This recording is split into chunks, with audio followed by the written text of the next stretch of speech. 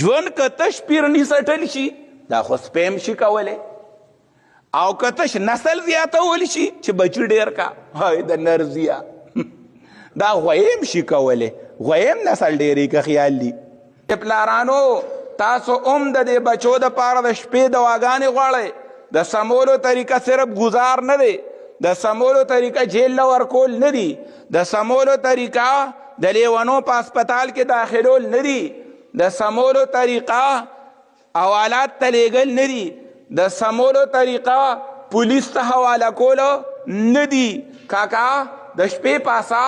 دعا زده کا وایه چې ربنا هب لنا من ازواجنا وذریاتنا قرة اعین واجعلنا للمتقین اماما دا راته قرآن خولی را کنه نو مونږ هسې وایي توحید او سنت باندې به عمل کوو نو دا په قرآن کې نه دي دا قرآن ټول توحید دی